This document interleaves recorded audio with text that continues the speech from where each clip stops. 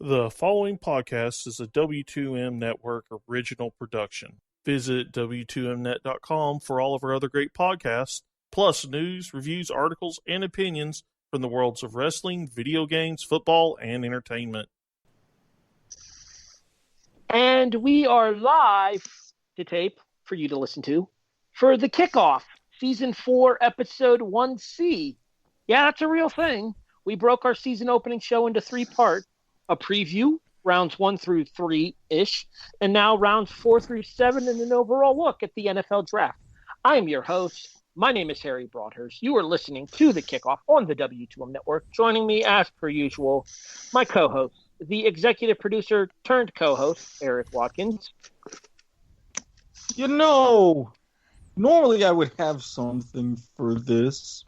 But after reading all these things today about college football and examining my sanity and being called out on some of my YouTube video preferences, I just want to get back to normal. Does normal include cricket? Yes. If Comcast didn't steal away my channel, wait, no, then I would be watching replays of the Indian Premier League. Never mind. I know I've been living kind of towards Fox Soccer Plus lately. Lots of old school AFL games and lots of old school Premier League games. Can't complain. The co-host turned executive producer, Brandon Biskobing. Yeah, we're all learning how to live without sports right now. It's a very dull, dull world. Well, I mean, we have sports to discuss now, at least. Yeah, draft. That's it. Yeah, and I'm in 2 weeks, we'll have NASCAR, apparently. Oh, no. Even without sports, I will not stoop that low. I gave up on NASCAR when Junior retired. And finally, all right, let me make sure I get this correct. You are now to refer to him as Your Highness, part owner of the W2M Network, Mr. Jason Teasley. I kind of like the host turned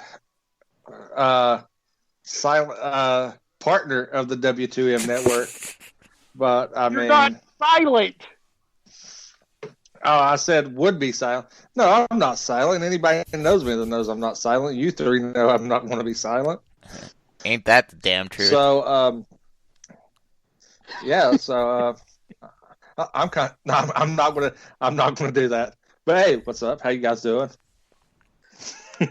So apparently, we are potentially being looked at for a national syndication involvement. That is We're possible. being scouted.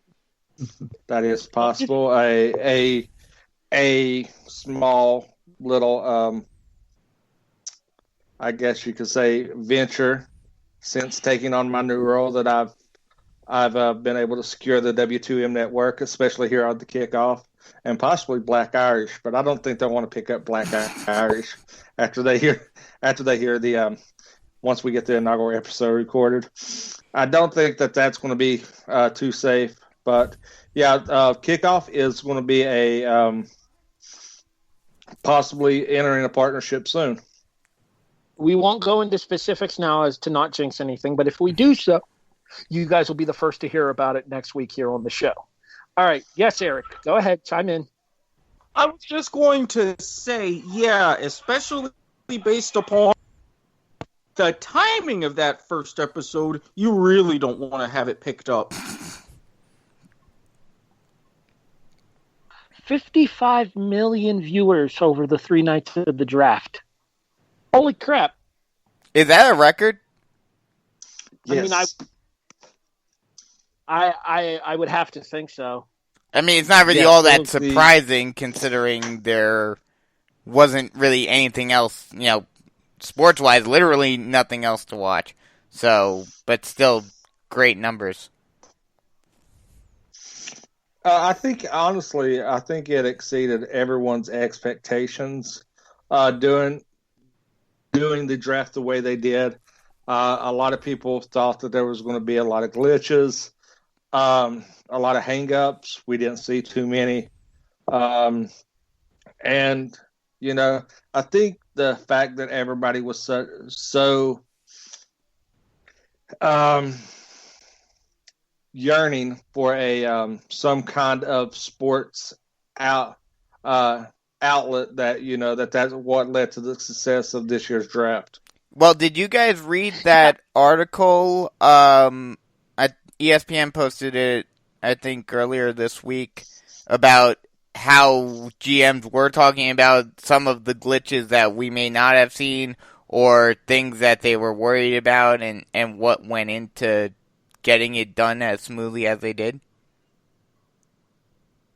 I would have to think that with everything that went involved there, with all the different camera setups and everything, I'm sure there was stuff that happened off air that we didn't catch. I mean, there were some live production issues as well. When you look back at like a couple of different times you heard the countdown for Goodell, and then a couple of other times Trey Wingo went to go to his other analysts on the ESPN broadcast, and they were either not ready or their microphone wasn't picking up the fact that Wingo was addressing them. Yeah. So there were little things here and there, but all things considered, given the nature of the draft, I think it came off about as efficiently as possible. And I think, and they mentioned in the article how having to do trades required extra work or extra pieces going into place, and that's why, at least I'm assuming that's why we didn't get nearly as many trades as we do normally. And then another thing, the funny thing that was mentioned on it was the Bengals GM, a lot of people were making fun of how bland and basic his setup was. He actually ordered a fancy desk to replace that bland brown one, but it didn't arrive in time. So he was going to have this swagged out setup, but he didn't have the opportunity to do it. I'd say all things considered for Cincinnati, though, they did pretty well. I mean, you got a potential franchise quarterback and a man who could be a franchise wide receiver, or at least somebody that could help soften the blow once A.J. Green's time does come. Not sure if you want to mention, talk about this tonight or wait until, the next episode, but now there's another quarterback in the free agent market that, it'll be interesting to see if he ends up anywhere. Hey, Erik, I hear you guys need one. You got two decent ones in the free agent market. Well, I don't know that anybody's going to want to sign Cam Newton, but that's neither here nor there. And I want to take knowing my team. Watch, that's exactly who we signed. I could totally just see to that. Give that extra little Florida touch. Go ahead, Jason. I'm gonna go ahead and say this. I will go on record to say that I did lose my bet, and I will be purchasing Sean a Dak jersey, only because I think it's because his brother died that he didn't get traded. But that's beside the point. Oh, boo! I think Jerry had a soft spot. Couldn't kick a man while he was down. But honestly, I think there's a chance that Cam ends up in New England. I don't know why. I think that if New England can get a halfway decent physical on him, I think that is a possibility because I don't even know who New England's starting quarterback is currently. Yeah, that's a damn good question. Stidham, thank you. Oh, yeah, the former Jared Auburn Stidham. quarterback. Yeah. Okay. Former Auburn quarterback. Okay. I mean, Baylor by way of Auburn. Didn't he just beat Alabama like 2 years ago too? Was he the quarterback to beat them in the to keep Bama out of the college football playoff? Wouldn't that be ironic? So? In the 2020 draft. 3 years ago, I want to say, wasn't he the quarterback that beat Bama to keep them out of the CF? I think you're right. Yeah. Yeah, I think you're right. And wouldn't that be ironic if Cam went to New England and took over where Stidham might have been a quarterback, might have been the star, one Auburn quarterback for another? Yeah, I was going to say. Well, if it's not Cam, it's a certain player that I'm sure we'll discuss here shortly. that is heavily being linked to New England after his recent release. Well, we might as well touch the elephant in the room because Brandon kind of brought it up without actually saying it. The Cincinnati Bengals released Andy Dalton yesterday. Yesterday being Wednesday, we're recording on Thursday night. And rumors are Dalton's got interest from several teams here. I've heard Chicago might take a swing as well. It's hard to tell. Chicago just signed Foles. Yeah, but can you trust Nick Foles to stay healthy? I mean, he would basically be just the backup right now. I haven't been hearing anything saying that they're losing faith in Trubisky. Not officially, no. Unofficially, they are. And again, Dalton was the one who I was talking about that would go to New England to begin with. That's true. I'm 100% hearing that they're losing faith in Trubisky and the fact that they're not going to pick up his fifth-year option in Chicago. Yeah. All right, let's move on. We got a couple of other things to discuss here, so we may as well get to it. Erik, rounds 4 through 7 for Jacksonville. Take us through. Well, on this year's episode of What Pac-12 Quarterback Did the Jags Pick in the 6th Round? I was a little bit confused because I get what the whole situation about, potentially tanking for Trevor, which, would it really be tanking if we're really that inept? Argument aside, I get the whole situation about wanting to see what Minshew can really do, especially on a new system. But why would you get Luton out of all places, Oregon State? Trash onto more trash. Trash in, trash out. I don't understand this. It's the new Jaguar way. Jason, your thoughts on anything Jacksonville related from this draft? No. I defer to Erik. Anything Jacksonville, I defer to Erik on his expert opinion because after our plans got ruined, I kind of quit caring about Jacksonville, and since they broke my heart and the Corona kept us away from touring the stadium. So yeah, I just really don't care about Jacksonville right now. Jaguars going to Jaguars? We did not break your heart. The coronavirus broke your heart. Well, this time. Well, I was still going to come toward the stadium, but they told me no. It was going to be 2 people walking around the stadium. Well, 3, counting our guide. We could have stayed 6 feet apart toward the stadium. Yeah, but the stadium and all the other facilities are closed, which, given parts of downtown, is probably a good thing. We could have said it was essential. We could have said like you as a Make-A-Wish kid. Why would I have to be the Make-A-Wish kid? Wait a minute. Because I'm older. What was this about trying to get a sponsorship? Well, I mean, we could have. We're still. The views and opinions of Jason Teasley do not necessarily, son of a bitch, they do. Yeah, they do now. No, but I'm just saying that, we could have tried some angle like it, or we could have said that I had some rare form of some rare disease and it was my dying wish or something. Let's move on before this goes any further off the rails, please. Bisco, do you have any thoughts about Pac-12 quarterbacks going to Jacksonville? I mean, it's their MO. Jaguars are going to Jaguars. That's all I got to say to that. It used to be Browns are going to Brown. There are certain teams that it's just... It seems like Browns, Jaguars, and Jets, and you could probably throw in the Raiders in there. They're just going to do what they're going to do, and they just don't care. I pity the fool who doesn't trust Al Davis, even though he's dead.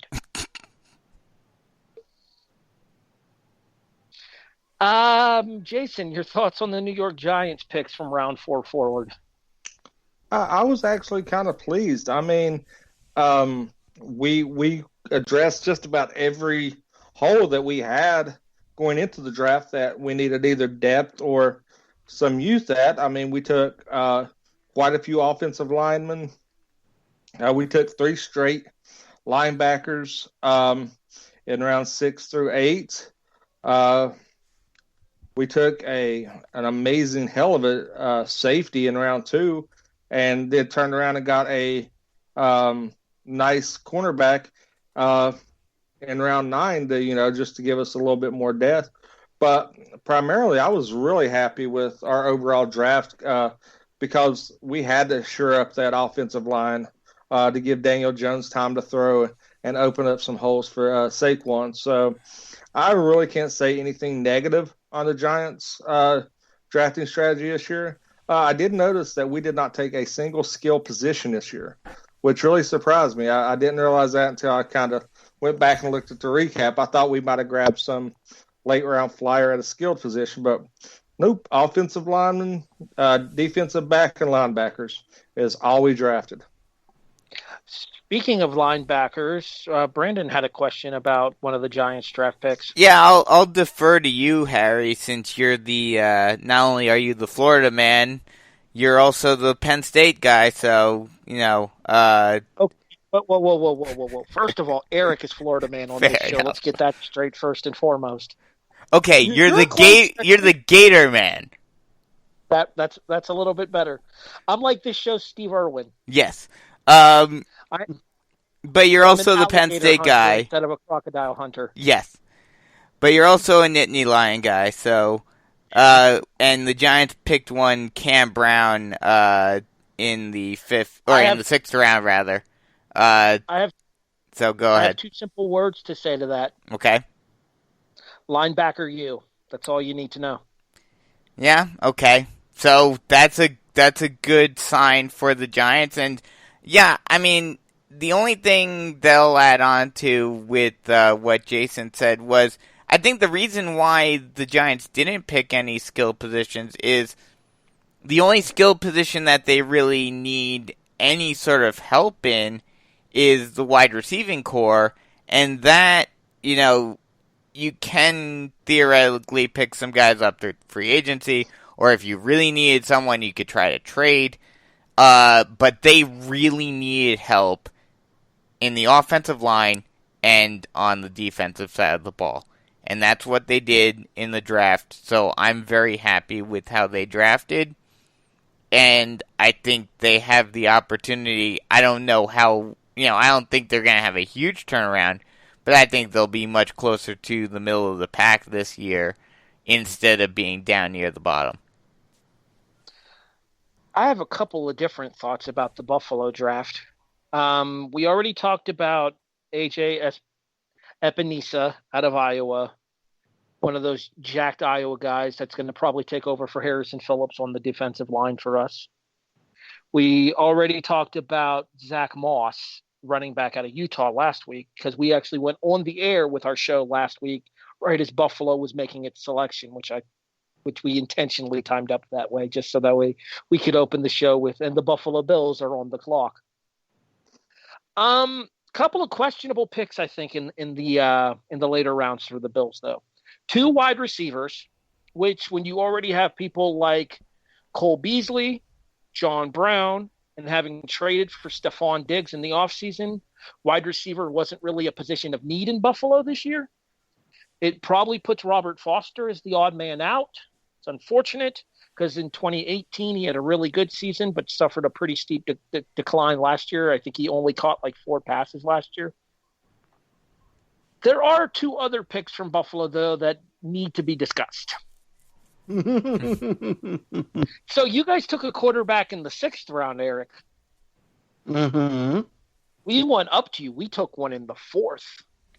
Yeah, but see, here's the thing. Like a good neighbor, Jake Fromm was there. And Brandon Bean, excuse me, I accidentally gave our general manager-ness to the Oakland Athletics instead of Brandon. Brandon Bean went on the record and said that he could not, in good conscience, pass up on Jake Fromm at that spot there in order to pick him for Buffalo. Hypothetically, yes, but theoretically, in my opinion, it's a bad idea. And the reason I say that is it's going to put added pressure on Josh Allen this year, because there's going to be a part of the fan base that's going to see that if Allen has one or two bad games, and we've seen it happen in other places, they're going to call for Jake Fromm. Yeah, I definitely agree with you, Harry, but at the same time, I mean, I don't know, you follow them a lot more than I do. Josh Allen may be one of those types of guys that is better when he has that pressure and that uncertainty behind him. So they may be trying to put that thought into his head of, this isn't a guarantee. You need to start producing more. He's played very well for them thus far, so I don't see them having a super short leash with him.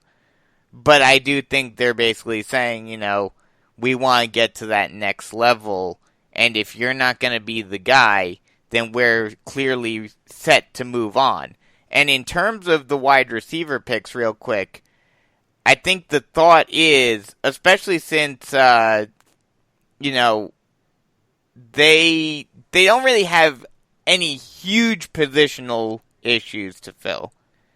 I think their thought was, yes, we have a great wide receiving core right now, but what if one or two of them gets injured, like what happened to the Giants a couple of years ago? All right, I'm going to discuss two of your points here in a second, but I'm going to let Erik speak first because Erik had something to say. Well, my thing is, because I'm kind of going to disagree as far as mainly with the issue with quarterback. I do think that this may see a more sharper, more willing to get rid of those rough edges Josh Allen. But at the same time, and I'm sure, Harry, you will agree, as we've talked about it almost ad nauseum on the show, you've had issues with backup quarterbacks when they've had to come into the game. And I can go all the way back, recently back, as far as with the whole between Tyrod Taylor and E.J. Manuel, lest we forget the Intercepticon himself. So it's good that you got someone young rather than going for a veteran, even though you had decent success with some veterans. So I get that philosophy from that sense. Okay, one, if I've contributed nothing else to society, at least I know that Intercepticon will live on long after I'm gone. Number two, Jake Fromm was a fifth-round pick for Buffalo, not fourth. My mistake. Fourth-round pick for Buffalo was Gabriel Davis, wide receiver out of Central Florida. Number three, honestly, Fromm's probably going to be battling for third string this year at best, because I would think that Matt Barkley, who has another year left on his contract, is going to be the go-to backup for Buffalo. And Barkley played more than serviceable when Allen got injured last year. He had a 1-1 record as a starter. True. Mm-hmm. So if anything, what this probably does is it numbers the days of Davis Webb in Buffalo. Yeah, the California graduate. All right, the other thing that I wanted to discuss for Buffalo is the fact that, well, apparently Josh Allen wasn't the only skill player put on notice in this draft towards the end. Because Buffalo selected kicker Tyler Bass out of Georgia Southern in the 6th round.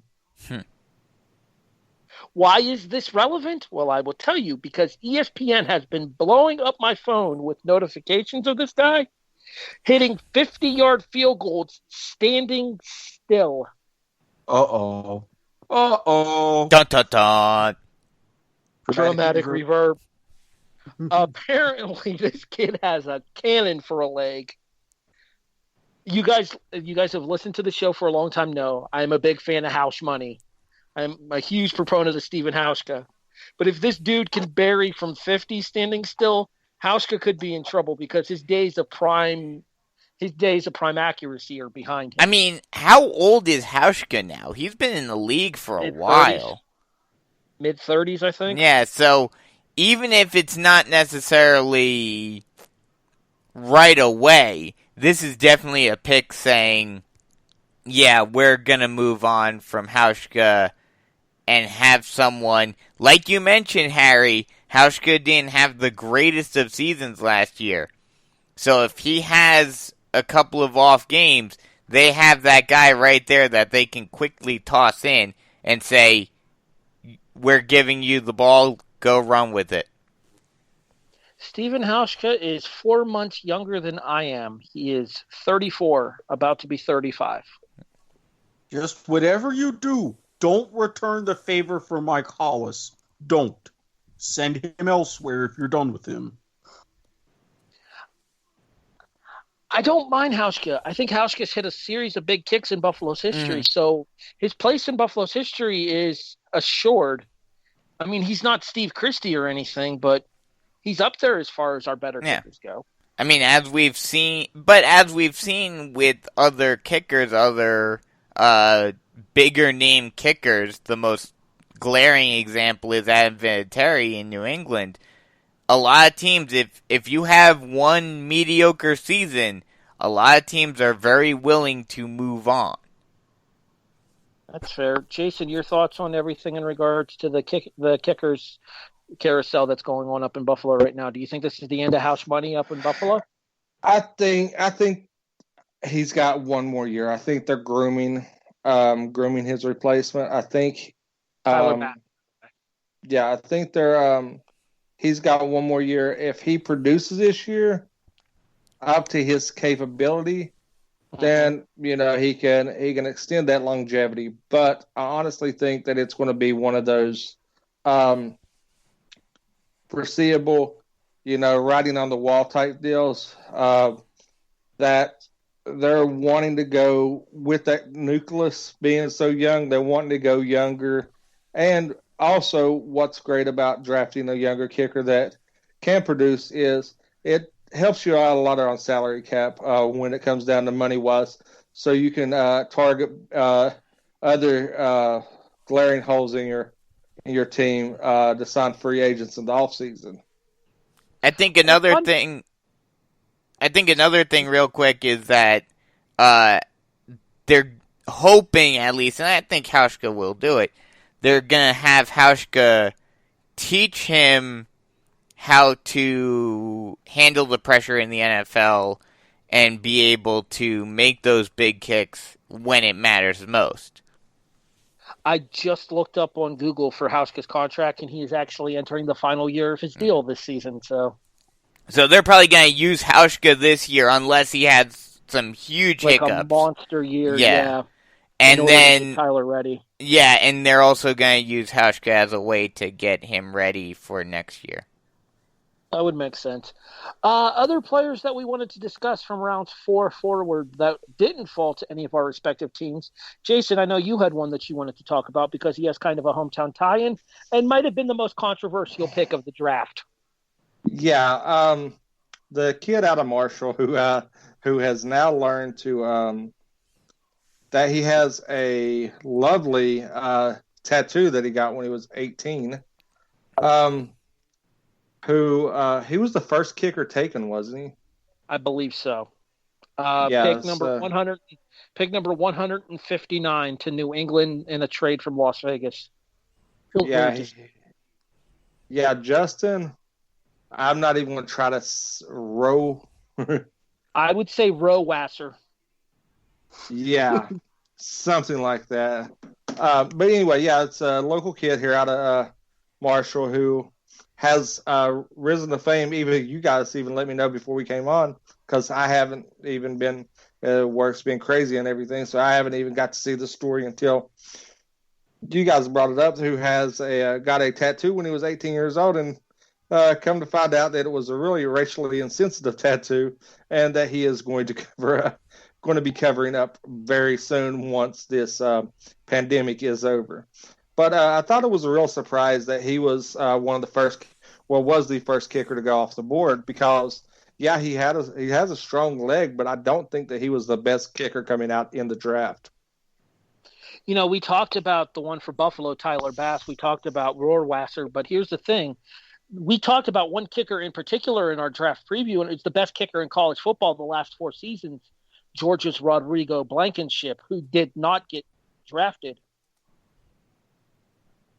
Yeah, that's kind of surprising. Yeah. Total curse of the Aguayo right there. Total curse of the Aguayo. I felt bad for the kid because I saw what he was capable of in college. I mean, we played Georgia 4 times, as a Florida fan. So Blankenship did more than his fair share of numbers on Florida over the course of his 4 seasons. A couple of other names to talk about here as well. So we know that Indianapolis got their quarterback of the present this offseason when they signed Phillip Rivers. Apparently, they've signed their quarterback of the future as well, as they have drafted Jacob Eason out of Washington. Erik, we kind of talked about Eason when we were discussing the two Apple Cup quarterbacks that were in this particular draft here. And you seemed a little bit higher on the Washington State quarterback than you were on Eason. Do you think that this benefits Eason going to a situation where he can learn under a veteran like Phillip Rivers? Honestly, I really do. Knowing that, number one, the team is really in this kind of temporary rebuild / recovering from the Andrew Luck retirement, the pressure is really going to be off, especially since the AFC South, I don't care what you say, is still going to be wide open these next couple years.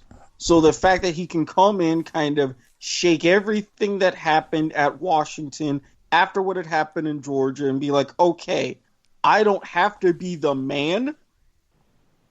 I can just sit, pick Phillip Rivers' brain all I can, maybe come in towards the end of the season and then really show that what happened, not just in the Pacific Northwest, but you're going to see more of what happened right there in Athens, and that just wasn't any kind of fluke. So, very good choice by Indy, and I think Eason's going to be better for it. Jason, your thoughts on Jacob Eason landing under the Phillip Rivers learning tree? Yeah, I think that was probably one of the best case scenarios for him. Rivers still has a little bit of gas left in the tank, but he is very, very intelligent when it comes to reading defenses and everything. So I think that a mentorship from Rivers will be a huge benefit.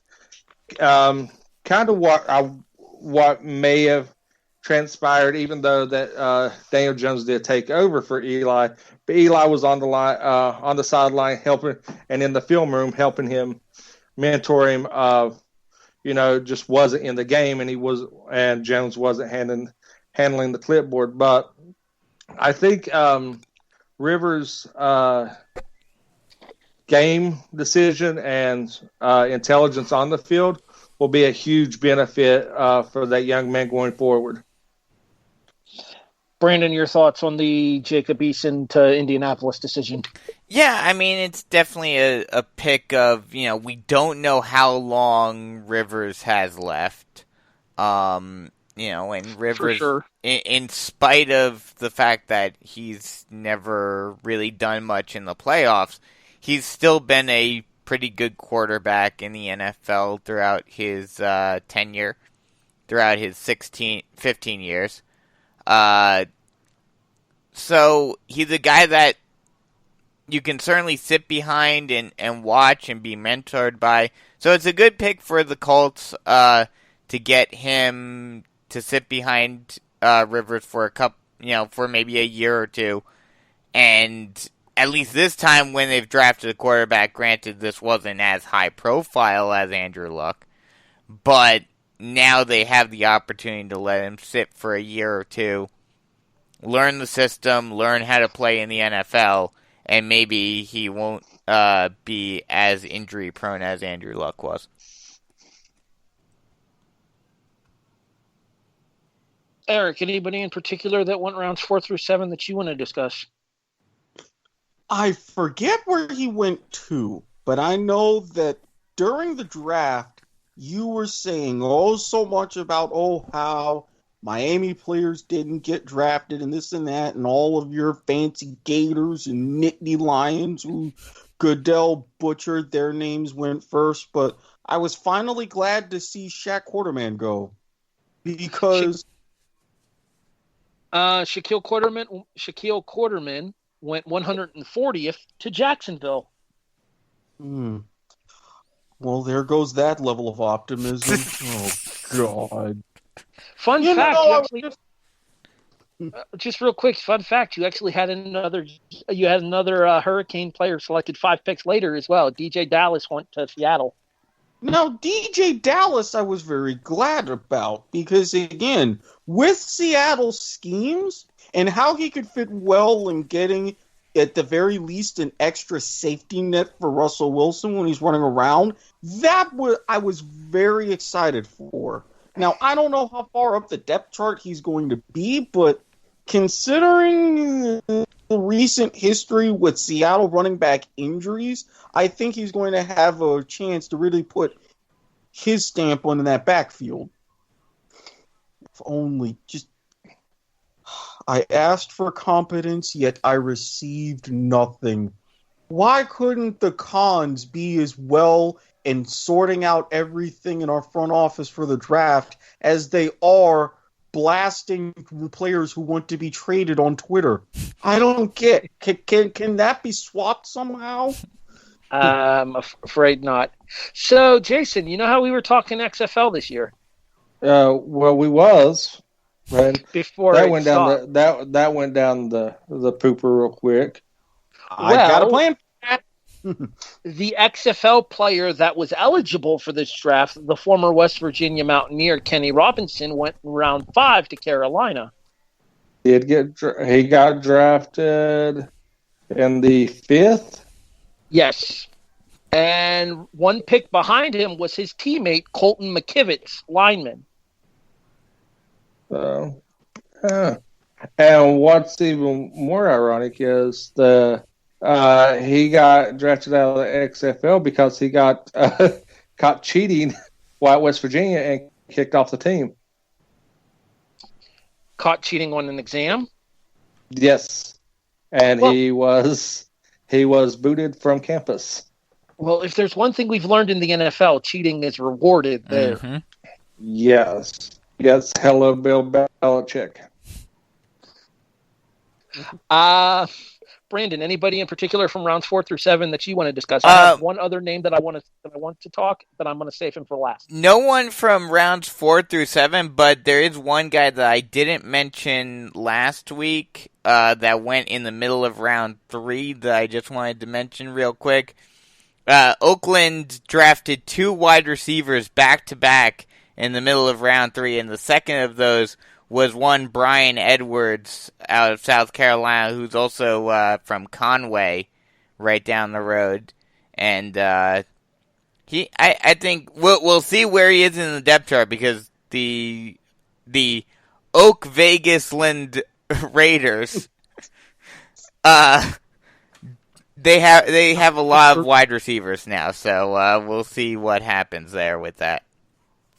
I'm half stupid over here. I'm looking for Oakland making a selection. Like, where the hell is he talking? And then I realized Las Vegas, genius. Yes. I fixed it. I said Oak Vegas Land. I'm still going to call them Oakland for a while. I still call the Rams St. Louis. Exactly. I got no room to talk. And the Chargers San Diego. Technically speaking, one of those selections at wide receiver, Brandon's got the Rona. One of those selections at wide receiver, Lynn Bowden's actually going to be moving to running back in the NFL. Yeah, so, the only real wide receiver pick out of those was Edwards. A couple of Gators I want to send quick congratulations to and thank you for their careers. Jabari Zuniga, who we briefly discussed on the show last week, went to the Jets. I'm sorry that you went to the Jets. I wish you well. Have fun losing. And then wide receivers Freddie Swain, who was a 6th-round pick, and Tyree Cleveland, who was a 7th-round pick. Florida wide receivers tend to not do so well in the NFL, though. So I wish them both the best. I hope that they can break the Gator curse when it comes to wide receivers in the NFL, but I don't exactly have high hopes for them. Florida doesn't really have that one position, like you were saying, linebacker for Penn State. Yeah. We have the all-time NFL leading rusher, so. True. Fred Taylor, thank you very much. Isn't Taylor in the top 10 as well? I believe he is still. Because I know Emmett's still number 1. So, and he's a Florida Gator grad. All right, so back to the other player that I did want to discuss from rounds 4 through 7 that we didn't talk about here. One of the biggest games that we talk about every year on this show, and the one game that we hold in the most reverence on this show, is Army-Navy. And the one young man who has been tearing up Army-Navy for the last 4 years has been the quarterback for Navy, Malcolm Perry, who helped Navy defeat Army this year for the first time in 3 years after having the 17, 18-year winning streak snapped, I think it was. Something like 17 or 18 years. Mm-hmm. I think it was 18. Yeah, I think Eric's correct. So Perry extended it when he was a freshman, lost as a sophomore and a junior, and then got it back as a senior. Malcolm Perry will not play quarterback in the NFL. I can absolutely guarantee that. However, Malcolm Perry is going to try to make the Miami Dolphins as a running back. As somebody who has no real dog in this fight, you guys know as a Bills fan, I'm not going to be especially caring about the Dolphins. A salute to Malcolm Perry, and I absolutely wish you nothing but the best. Thank you for your service, and good luck. I forget how that works with... they can try to play in the NFL. If they can play in the NFL, if they make a roster, they are let out of their enlistment. Oh, okay. Yep. That's been a rule because that was a thing even with Keenan Reynolds when he was drafted by Baltimore.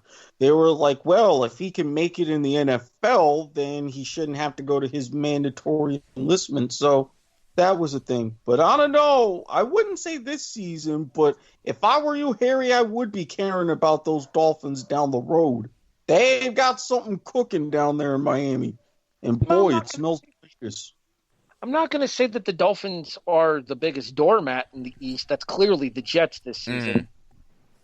True. But, I mean, we also have to take into consideration, do we even know whether Tua's going to play this year? Well, even if he doesn't, don't they still have Fitzpatrick? That's true. Yeah, they still got Fitzmagic. And have Tua sit out this year. I mean, if anything... have Rosen, too? I was going to say, if anything, Tua's drafting probably means that Rosen's looking for his third team in 3 years. Correct. It's going to be very interesting this season because there are a lot of quarterbacks out there who either don't have a job at all or could very well get cut, who could be serviceable. Definitely looking at a very interesting training camp, whatever we get of training camp this year. Well, that makes it even more interesting. Absolutely. Jason, what team do you think did the best in this draft? I'm going to actually have to say the Bengals. I mean, they filled a lot of key positions. Their second-round pick was a utter steal. They got their franchise quarterback. I really liked the way the Bengals did. I loved what the Giants done. So I mean, those are going to be personally two of my top teams. I know one of them is a homer, but I was really happy with the way Gettleman ran that draft and got depth and youth at key positions for us going forward. Brandon, who do you think had the best draft once you're done dealing with the Rona? I think overall, if we're just looking at the draft, I think I'd have to agree with Jason that the Bengals did the best overall of building a core around which that they can build and get better. But in terms of a team that really built their stock and really got good pieces that can help them get to that next level, I think I gotta go with the Ravens. I mean, they got a couple of great wide receivers later on in the draft that can fill some voids and give Lamar Jackson more options, along with some good offensive linemen that can help protect him better and give him more time. So I think that team that was already dynamic has just gotten a little bit better, and that could help them make that final jump to get that playoff win this season. I said what I said last week, and I'm going to repeat it because I stand behind it. I do think the J.K. Dobbins pick by Baltimore was a mistake. Erik, what team do you think did the best in this draft? Well, I looked at my eyes on two teams that are really trying to build. One that's been building from scratch the past couple of years, and one that's kind of rebuilding this year. While I do think the Bengals addressed what they need going forward, I am sticking to the Dolphins overall did the best this draft, simply because they even decided going into this draft, all right, we need to hit the ground running in 2021. So what do? You get a franchise quarterback. You get a guy to help protect that franchise quarterback. You get various skill positions, but you also get a lot of depth, and you go ahead and use your trades and everything to get solid pieces both sides of the ball. I really have got to commend them for, of all times where you could have screwed this up, they really hit it out of the park. And with the Bengals in their building, I'm putting them second because it's like, okay, we're transitioning. Even though we're not quite in that best position, we've got something that's going to please the fans, but we've also got something that's going to help continue to get a very good product. Now, will the Bengals help with that mentality to have a great winning product? Time will tell. I have two teams as well. The first of which is a team that maybe flew under the radar, but in my opinion had one of the better drafts, and that's the Pittsburgh Steelers. Because they addressed several need positions. They got another weapon for Ben and Chase Claypool out of Notre Dame. They got a couple of linebackers to help fill the void there, an already impressive linebacker core that they have. And they picked up a couple offensive linemen as well after losing two in free agency this past year. The other team that I'm going to give an honorary mention to is the Denver Broncos, who I think significantly upgraded their weapons packages for Drew Lock, the quarterback out of Missouri that's their starter now that they've cut Joe Flacco. I think that getting Jerry Jeudy as late in the first round as they got him is an absolute steal, because I think Jerry Jeudy's the best wide receiver in this class. And there's no question in my mind of that. Oh no, I think he's definitely the top receiver. I thought he would go way sooner. I thought he was going to be one of the top 5 picks. He fell all the way to 15 for Denver. Yeah, I know. And Denver was talking about trading up, trying to trade up into the top, within the top 10 to grab him. And then he kept falling and falling. So Elway didn't pull the trigger, and it still worked out. And he still got his guy. In addition to that, I mentioned one of the other players later. I think Tyree Cleveland could be a good special teams player for them, because Cleveland has speed. He showed that at Florida. He has good hands, so he would be a good guy for the hands team. And he's got a lot of heart, too, because he missed significant time due to injury last year and kept fighting back to get back onto the field. So I think Tyree Cleveland's going to be one of those late-round picks that's going to end up being a steal for Denver. Cleveland whiffed on that one. I mean, it's Cleveland. Jason, let's go to the opposite side here. Who do you think had the worst draft? By far the Green Bay Packers. I think we can all agree that the Jordan Love pick was way out of left field, so much that even the kid in the background made sure that everybody knew that he had no say-so in the pick. If you've seen the meme on that one. The little kid has his hands raised up in the air like, wasn't me. Yeah, so I think that was with such a deep wide receiver class, and them needing somebody to complement that offense and be a wide receiver too in that offense. I think them whiffing and taking a quarterback. I mean, yeah, I think I was, for lack of better words, I was in love with Love in this draft. I said it here that he was my most pro-ready quarterback. And I was really looking for him to go to Dallas. But when Green Bay snatched him up as early as they did, I mean, It left a lot of people scratching their head and kind of wondering if there's something going on behind the scenes that nobody's seen the light of yet, and now questions are arising to see what Rodgers' future in Green Bay looks like. I mean, even Brett Favre came out and said, demand a trade. I'm going to throw 5 names at you here, Jason. You ready? All right, I'll see if I can pronounce them. Chase Claypool, who we've discussed several times with Pittsburgh. Laviska Shenault in Jacksonville. Denzel Mims out of Baylor. I do not remember which team he went to. Van Jefferson out of Florida. And T. Higgins, who went to Cincinnati at the start of the second round. You know what all 5 of those wide receivers have in common? They got drafted after.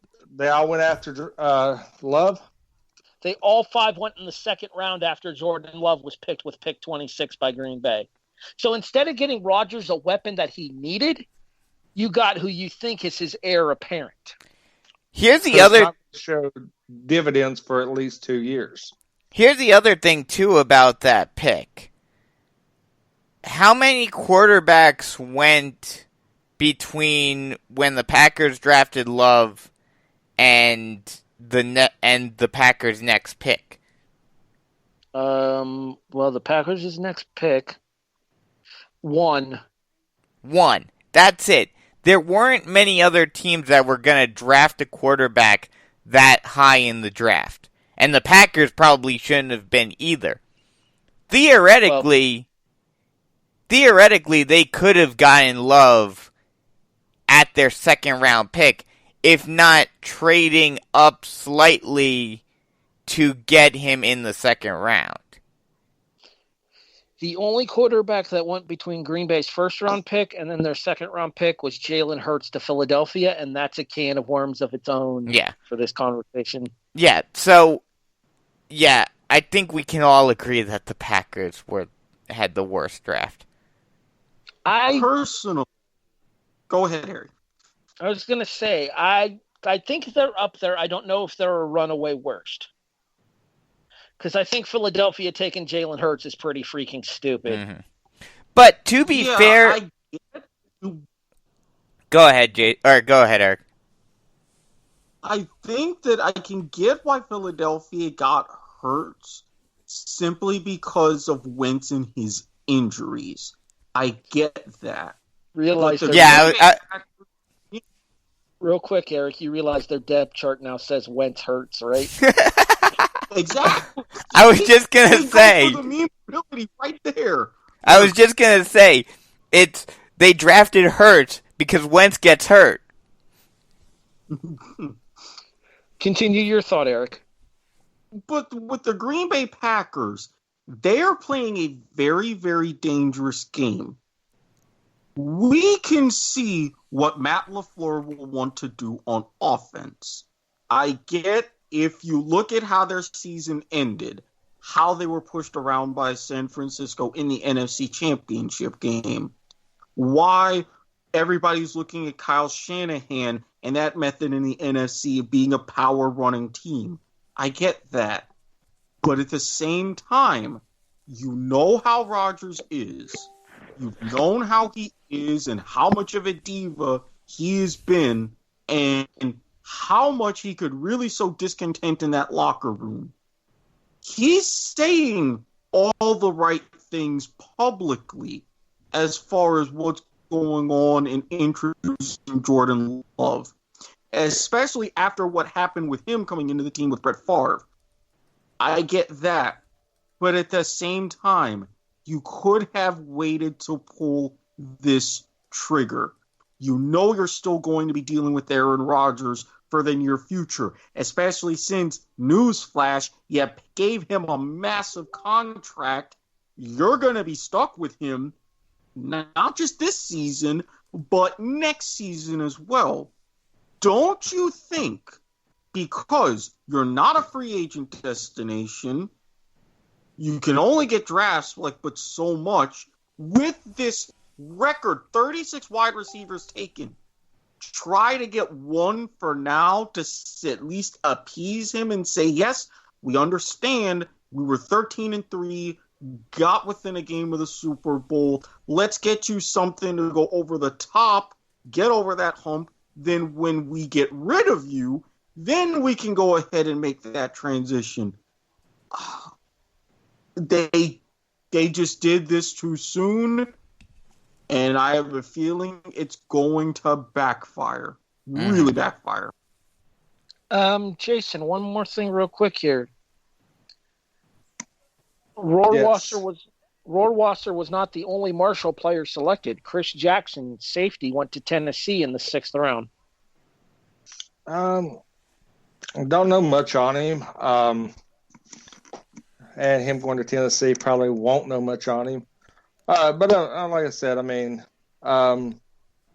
it's always good to see a Marshall or WU player go and make that. I'm not going to drop the little tidbit of since joining the Big 12. West Virginia has one of the is currently now they're tied for the top 15 most top 15 picks in the NFL draft since joining the Big 12.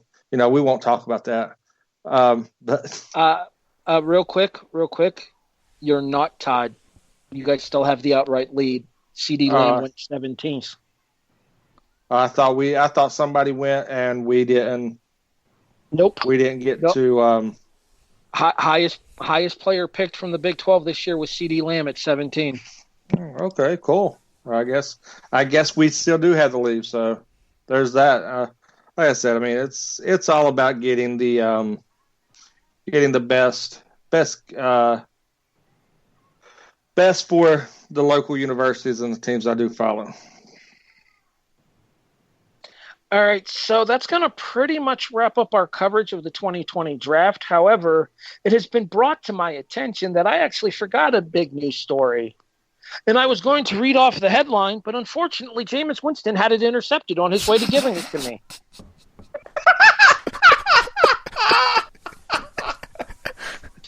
And apparently, he's now New Orleans' problem. Wait, what? New Orleans? Why? Hey. Because he has thrown more passes to New Orleans players than Taysom Hill has. I like it. I mean, okay, that's funny. To be fair to him, that's funny. Yes, it is. But to be fair, to be fair to him, a lot of people probably said similar things about Drew Brees when he went to New Orleans. And we see how that went. So, sitting behind Brees got a raw deal in San Diego. True. Not just San Diego, but remember, he was going to be in Miami. Nick Saban wanted him in Miami. The team doctor said no. Mm-hmm. Boy, if I'm Saban, I would have punched them square in the mouth. Well, they talked about that on the ESPN coverage too, and said that might be why they took their chances with Tagovailoa this year. Yeah, and Saban was Saban was even saying as much that he was disappointed that they blew it with Brees. But yeah, I mean, I think if he sits behind Brees for a year or two or whatever it's going to be, and he's able to learn how to control the tempo and control himself better, I think he could be, now do I think he'll become a superstar quarterback? Probably not. But do I think he'll be a serviceable quarterback in the NFL again? Yeah, I think he will. I mean, he is the NFL's only all-time member of the 30-30 club.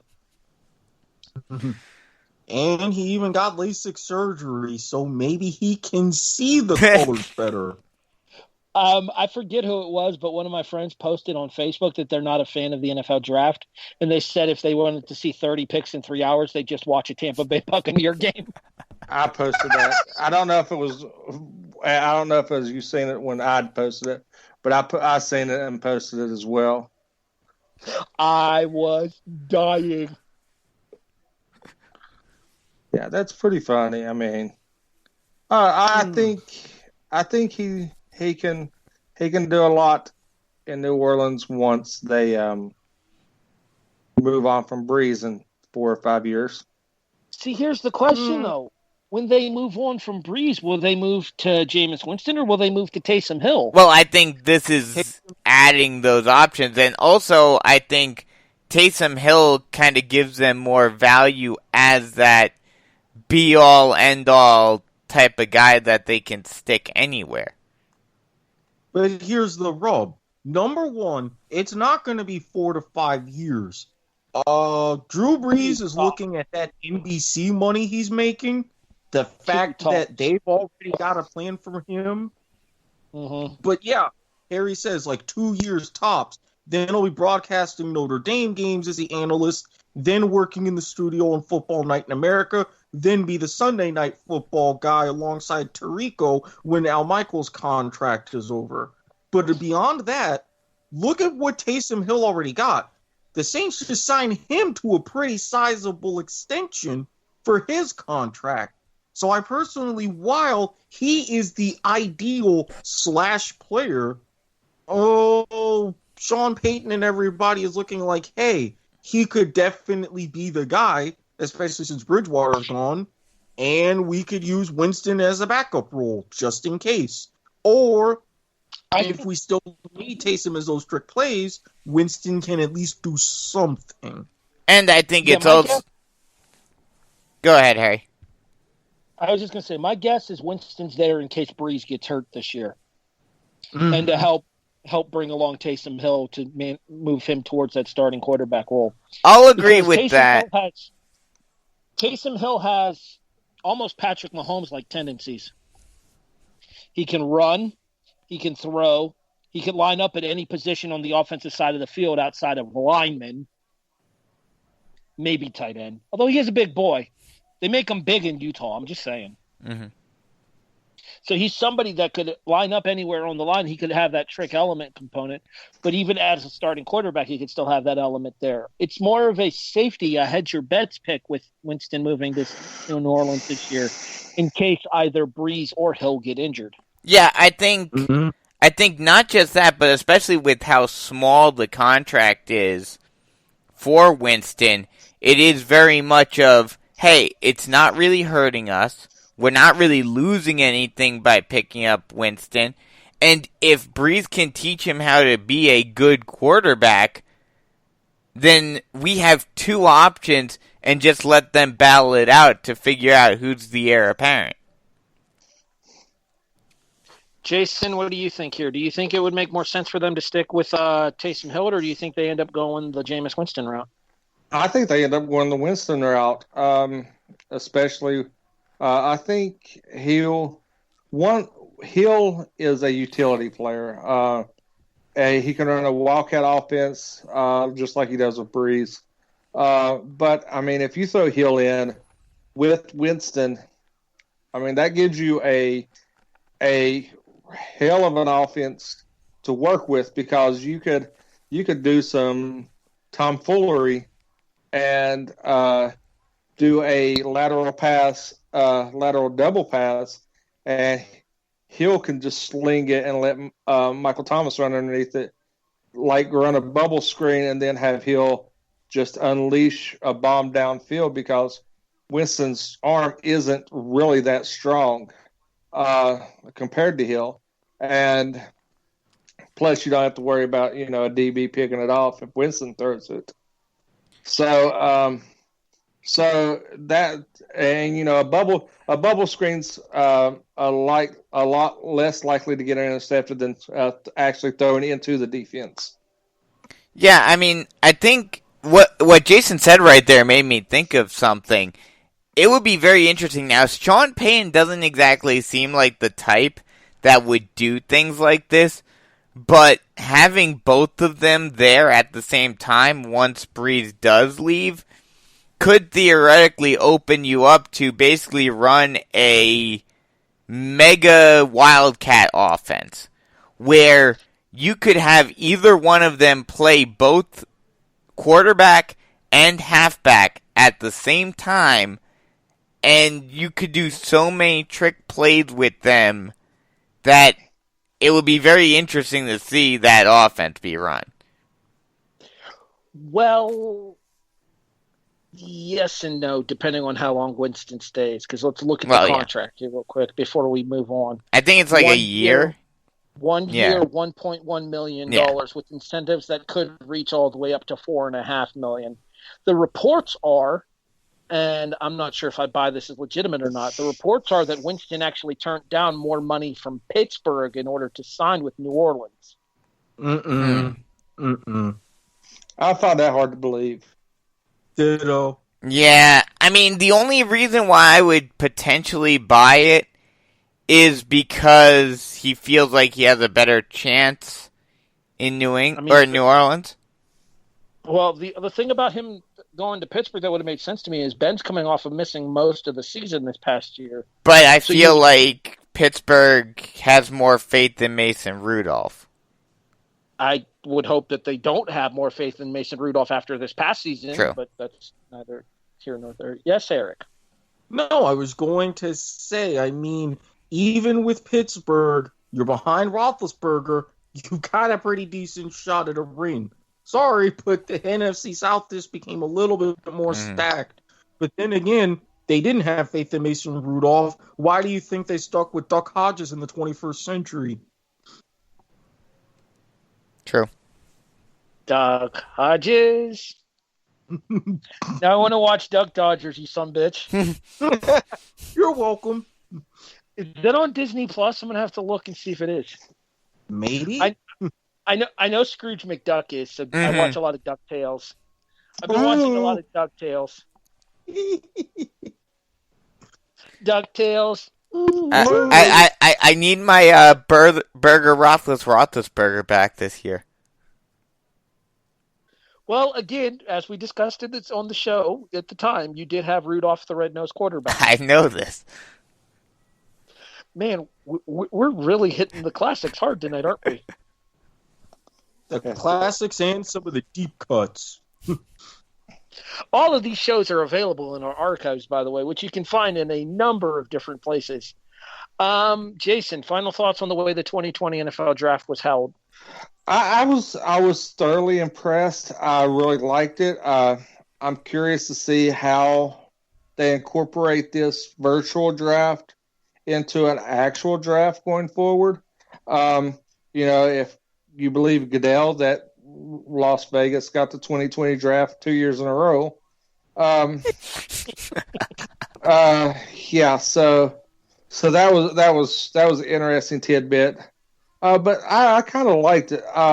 Like I said last week, I would have really loved having if they would have partnered with EA and done like a virtual walk up, had a motion capture of like certain the first certain players getting the virtual walk up with Goodell and doing the hug on stage and the whole jersey presentation. I thought that would have been really cool to see. Maybe that's something they can do in the future. NFL, if you do this, I would expect patent rights or some tickets to a couple of games or something. I mean, just compensate me somehow for my idea. Swag them up. Yeah, I mean, a free jersey here and there, a couple of tickets, box seats. I'm taking over the world. I mean, I could get like 0.00001% ownership somewhere, like the Giants. Just let me. As an official head of sports at W2M Network, let me just say these ideas were copyright Jason Teasley, 30th of April, 2020. Just remember that tomorrow it's gonna be day. I was waiting for somebody to do that, but yeah, I mean, I was happy with the draft. It far exceeded my expectations. How about you guys? I liked Brandon, it. you're up next. Yeah, I mean, I definitely liked it. I thought it definitely I don't know if it exceeded my expectations, but I definitely thought that we would get a few more bugs and glitches than we did. So I was happily surprised about that. I would have liked them to have a little, like some of the GMs and owners did have a lot of fun with it and whatnot, but I would have liked some of them to have a little more fun. I mean, obviously, certain GMs and owners and head coaches, you don't expect them to really have much fun, but outside of that, I was expecting more, we got a good bit of family interaction, but we need more dogs on the draft. I will say the best part about New England is Bill Belichick's dog. Mm-hmm. That was a gorgeous husky. So, all in all, I liked it. I do agree that, do the first round, maybe the second round live, but then do the remainder of the draft virtually. See, the only problem with that is having to split the teams into different crews, one to handle the live draft That's and one to true. handle the virtual draft. Yeah. And that can tax the resources. The only way really around that is to do the live draft one weekend and then do the virtual draft the next. Yeah.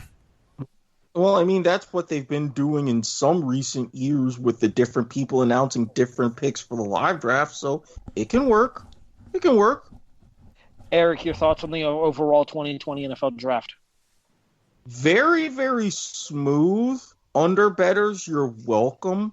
And aside from the excess of human tragedy stories, thank you very much, ESPN. Overall, they did a very good job of making it a very nice made-for-television event. Not just now when we need sports events like this, but even in general. Mm. The one thing I will... Just real quick here, Brandon. How was it that you praised it last week, Erik? Tragedy porn? Tragedy porn. The one thing I will say about the draft, and maybe it was because of the way it was done and not having fans and all of that, and Erik would probably know this better because he goes above and beyond looking stuff like this up. Did it take longer this time around than it does in the past? I felt like night one was about the same length as it usually is. Oh, okay. A little after midnight. But I think nights 2 and 3 went faster than they usually do. Okay, yeah, no, I was more so talking about night one with the first round. It seemed to me, and maybe maybe it was also because we were trying to do a show, and as a result, we were hoping it would go faster, but it seemed like it dragged on a little bit. No, I'm pretty sure that night one went about as long as it usually does, because I seem to remember watching at my buddy Tom's last year and not leaving his place until after midnight last year. We didn't get done with the first round until after midnight this year either. We've lost Erik, I think. Yeah, he said he'll be right back. So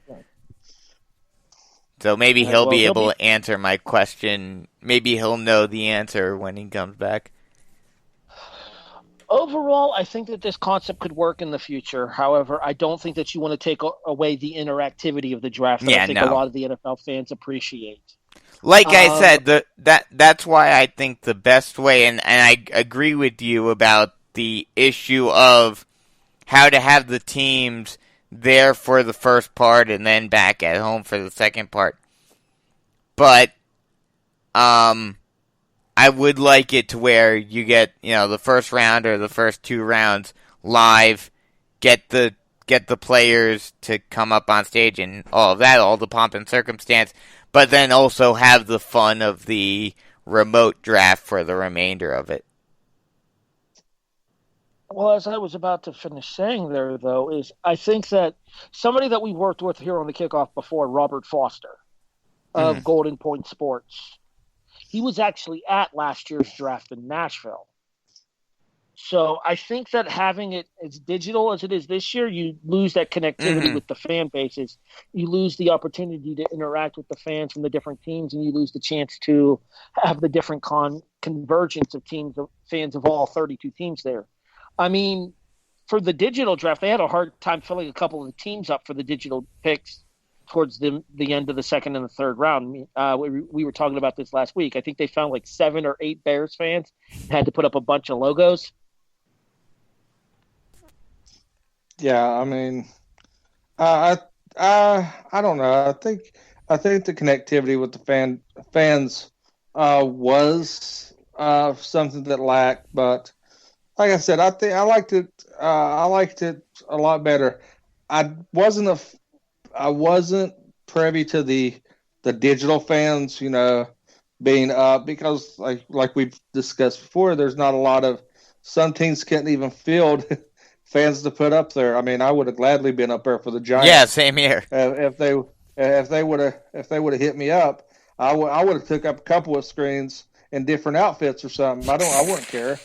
But I mean, I think had a way too offensive sign. They had me as a Jaguars fan. Old school gear, complete with the old logo that the car company sued with, and yeah, I would have made it a nightmare and been happy if I did. All right, Jason, where can people find you online? You can definitely look me up here on Twitter. It is at TurkeyGlue822. I'm actually being a little nicer. People communicating with me there. Or you can shoot me at Instagram. Instagram is pretty boring. Twitter is where you can usually find me and get any fantasy football or NFL questions asked. Speaking of which, there is a venture being discussed that we will be delving into in a couple weeks. Or in a month or so, or whenever we decide what the football season holds, and talks with somebody about doing another show. So that would be 3 shows that will be on overseeing here at the W2M Network. Also, you can go to Facebook, look up W2M Network on Facebook, give us a like, share, and follow on Facebook if you'd like. And that's just about everything I've got to cover, guys. All right, wait right there because we're going to discuss our plan for the next 4 shows once I finish having everybody give their socials. Brandon, where can people find you online? They can find me on Twitter at BiscoNMBChiefs, and they can find me on Facebook. Just look up my name, and we can talk sports. Where else can people find you online right now, Brandon? Oh, yes. Thank you for reminding me. Today was the first round of the Live Sim Sports College Basketball Tournament, and I called the Villanova Northern Kentucky game, as well as the Seton Hall game this afternoon. Yes, of course I'm going to call the Seton Hall game. And not sure, I'm assuming I'll probably do the Seton Hall game for the second round as well on Saturday. But we'll be sure to stay tuned for that. Hey. Yeah, really. Spoiler. I mean, they're a 3 seed. Do you really expect them not to win? Yes. It's happened before. Real quick, shout out to Live Sim Sports for bringing back March 2K20. Yes. Looking forward to giving that a look-see once we get off of the air here during this particular show. Watkins, where can people find you online? At Squid Sportshead on Twitter. Send me a tweet. I have been doing a little bit more live tweeting of certain stuff lately, especially with these sim tournaments. If you're willing to go, a bit of a vetting process. Show. I was just going to say I have secondary Twitter and an Instagram account, but you can't just find me on there willy-nilly. I gotta let the public know somehow. But I'm also, if you want to talk something that's non-sports related, need any tutoring help or things like that, look for Erik Watkins on Facebook. You will see a cartoon picture of me, recliner, glass of wine, laundry, etc. You know the drill. And yes, my plugs are brought to you by the fine people at Rick's T&T LLC. Which, in case you're wondering, is him. It's mostly him. And maybe I'm a small business owner. I gotta get my plugs out somehow. And maybe his mom is a secondary sponsor. Shout out to Mama Watkins. Also, now that we're more of a family show, Erik, you are not allowed to discuss your willy or your nilly. Oh, but shenanigans in next month. Aww. Black Irish. You can find me online at HEB the Eagle on Twitter and Instagram. I'll admit that I barely use both of them. Harry Broadhurst on Facebook. Me and Erik are going to get a Kickoff Facebook page set up for you guys soon, so that way you can interact with all four of us at one place in the same time, so that way we can talk sports with everybody through that setup there, in addition to the wild world of recovery as it happens as well. So you can make sure you can find us on Facebook on the Kickoff page once that actually comes to fruition. In addition, you can find the show many places, but we're going to specifically focus on mentioning the W2M website, which is W2Mnet.com, because, well, Jason needs them hits, though. That's right. Gotta make that money, dollar bill, yo. The only thing missing from that conversation was the chocolate starfish and a hot dog flavored water. Dun, dun, dun, dun, dun, dun, dun, dun, dun. And now that I've officially dated myself with a 2000 Limp Bizkit reference, let's go ahead and discuss the plan going forward for the show here. All right, so we've talked about this in theory over the course of the last couple of weeks. I am going to officially put it out there for everybody. So, gentlemen, do your work, do your prep work, and be ready for next week. We start with the North. Both AFC and NFC next week. So we're talking Raptors next week? We the North? No, wait, whoa. Last time I checked, winter isn't coming just yet. I'm going to punch him so hard. I'm going to kick him so hard his escort feels it. Hey, the North, remember.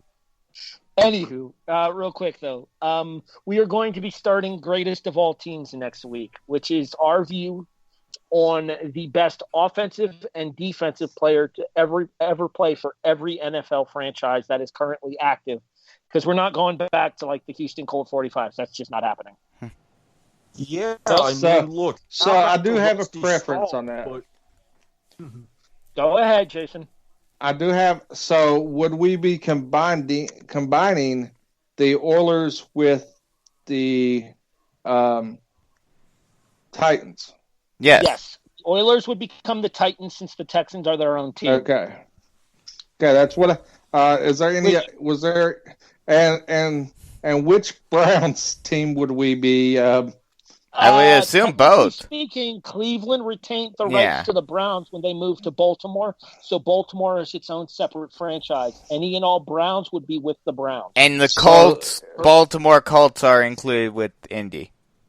Correct. Would become the Colts, yes. So the Ravens would only be to their expansion. From 2000, 99? 96. Oh, 96, you're right. Yeah. Yeah. End of the 90s, end of the 95 season, so started in 96. Okay. So yeah, I'm just letting the guidelines be out there so people do understand that when we're talking, especially when we talk the Titans and we're throwing former Oilers players in there, that that they understand. A certain quarterback, perhaps. And a certain running back. I think Eddie George was the Titan. He was, because he played on that 2001 team. That's not who I'm thinking of. Let me see here, because my quarterback for Houston / Tennessee would not be the Tennessee quarterback. Yes, because one of my running backs would be considered a Houston Oiler, one of the greatest running backs of all time. Earl Campbell? Who am I thinking of? Yes. Earl Campbell. Can I say the jersey number? Well, Harry just said the name. I did. Yeah. I said the name, Earl Campbell. Well, we're not going to get to the South for a couple of weeks anyways. Yeah. So for next week, just to give everybody the heads up, it will be the Jets, the Dolphins, the Bills, and the Patriots. Wait, I thought you said we're doing the North to start off. Oh, that's the East. I'm slow. Sorry, ignore me. At least you went from the right sport to just the wrong division. Okay, You're let's try this again. Yeah, because I kind of wanted to do it news, north, east, west, south. Yep. So we'll do Cleveland, Baltimore, Pittsburgh, Cincinnati, Detroit, Green Bay, Minnesota, Chicago next week. Mm-hmm. Yes. I apologize for that. I got my divisions confused for a second. I would have thought you would have done it systematically, went to east to west. Yeah, I thought about that, but I decided to do it news format just because of the way that it actually spells a word when you put it like that. So we are calling it Greatest of All Teams, and it starts next week here on the Kickoff. It will be episodes 2A through D, I guess technically. Yeah, because if we're doing that, the cardinal directions, oh boy, this episode numbering system, yeah, you can tell when things are not normal in the world. Technically speaking, episode 2D would be episode 7 for the season, but because of the fact that we're doing the tie-in episodes, everything's kind of running together here. And then beyond that, hopefully by then we'll have a better idea of what's going on, because that'll be like, beginning of June around that we'd be done? So by then, hopefully, because I don't know if we were going to do this officially, but, then we were talking about, doing an episode of what is to come and having our opinions on that. Yeah, by the time we wrap up this, we should know where the NFL season stands and what to expect coming forward. That's what I was thinking too. Yeah. Given the fact that it's going to take us 4 weeks to do our Greatest of All Teams, we should have a good idea of what's going on there in both the world of sports and the world of football specifically, given that we are a football-based podcast. And also, I'm sure we'll touch on any major news stories as when we do our lead-ins. Yeah, as they happen to the conversation of the greatest of all time. All right, so for Jason Teasley, Erik Watkins, and Brandon Biskobing, I am your host. My name is Harry Broadhurst. This has been The Kickoff, a presentation of the W2M Network, online at W2Mnet.com. In addition, you can find us on all of your favorite podcast listening services: iTunes, iHeartRadio, Stitcher, Spreaker, Podbean, CastBox. I hear we're on Google Play, actually, so that's kind of cool. Hey, Brandon, guess what? Spotify is here. And our new boss is a dick. Thanks for listening, everybody. We'll talk to you next week. You've been listening to The Kickoff on the W2M Network.